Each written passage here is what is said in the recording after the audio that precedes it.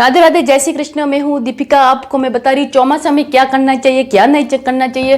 2026 में चौमासा शुरू हो चुका, वो आप सब लोगों को पता ही होगा।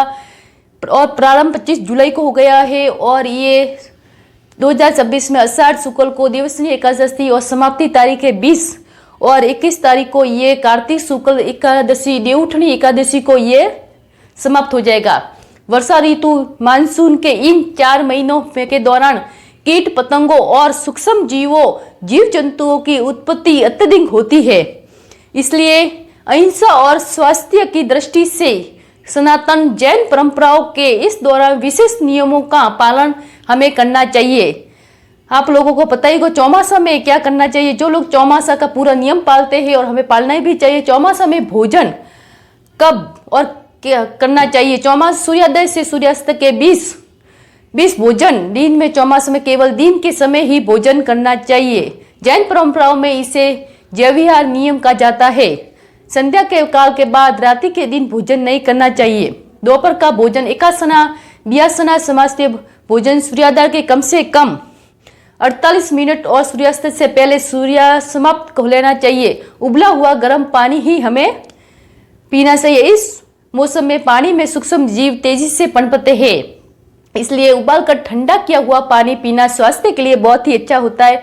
वो तो आप सब लोगों को पता ही होगा। जितना अच्छा गर्म पानी हम उबाल के पिएंगे चौमासा में 4 महीने, इसलिए हमारा स्वास्थ्य भी अच्छा होगा और ये पालन भी हो जाएगा। ताजा बना हुआ सात्विक खाना खाएं, अनाज दालें खाए। हल्का कम से कम मसालेदार भोजन बनाने में आसान होता है, क्योंकि वर्षा के ऋतु में पाचन अग्नि मंद ही हो जाती है। एक समय का व्रत या उपवास यदि संभव हो तो हमें जरूर करना चाहिए। बहुत से लोग चौमासा में उपासना दिन में केवल एक ही बार भोजन करते हैं। इसे चौमासा में 4 महीने का पालन होता है। हमें एक टाइम भोजन ग्रहण करना चाहिए। चौमासा में भोजन कब और कब नहीं करना चाहिए।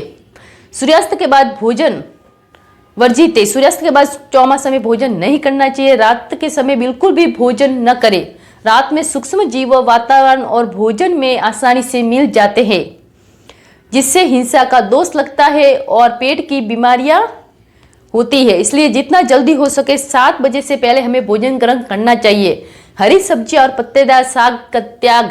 सावन महीना हरी सब्जियों का और पत्तेदार का साग का हमें उसका त्याग करना चाहिए, वो हमें नहीं खानी चाहिए। चौमासा 4 महीने जिसे हम पूरे पालन करते हैं, क्योंकि इसमें सूक्ष्म कीड़े होने की संभावना सबसे तेजी से होती है। भाद्रपद का दूसरा महीना दही और छाछ का त्याग किया जाता है, कम प्रयोग किया जाता है, क्योंकि आश्विन का तीसरा महीना का दूध का प्रयोग सीमित या त्याग किया जाता है। इन महीनों में लहसुन, प्याज, बैंगन, उड़द की दाल, सरसों का तेल का भी थोड़ा कम प्रयोग किया जाए तो हमारे लिए अच्छा होगा। कंदमूल, जिससे जमीन में उगे हुए कंदमूलों को हम 4 महीने चौमासा में नहीं खाया जाता। चौमासा का पूरा नियम का पालन करना है तो वो लोग नहीं खाएंगे। जिनके नहीं करते पालन तो वो लोग खा भी सकते हैं। जैन परंपरा अनुसार जैन लोग तो कितने पालन करते हैं। हम चौमासा हमारे धर्म सनातन धर्म में 4 महीने से पालन करें तो वो भी हमें 7 बजे से पहले करना चाहिए, खाना चाहिए, क्योंकि सूक्ष्म जीव बरसात के महीने में सूक्ष्म जीव बहुत आते हैं, वो आप सब लोगों को पता ही होगा। इससे पहले बने हुए भोजन का ग्रहण करें 7 बजे से तो अच्छा रहेगा। बासी या रात का बचा खाना नहीं खाना चाहिए। तामसी पदार्थ, मांस, मदिरा, अंडा, अत्यधिक और बाहर का खुला असुरक्षित भोजन हमें करना वर्जित है। ये सब हमें नहीं करना चाहिए। चौमासा 25 जुलाई 2026 में 25 जुलाई 2026 20 नवंबर 2026 तक रहेगा। इस दौरान सूर्यास्त से पहले भोजन कर ले। पानी भोजन से बचे। हरी सब्जियां कंदमूल का परिजन रखें। अत्यधिक सात्विक ताजा उबला हुआ पानी का इस्तेमाल करें। अगर आपको हमारी ये बातें अच्छी लगी तो प्लीज़ चैनल को सब्सक्राइबर लाइक जरूर करें। इसी और बातों के साथ, कथा के साथ मैं आपको और दूसरे वीडियो में जरूर मिलूंगी।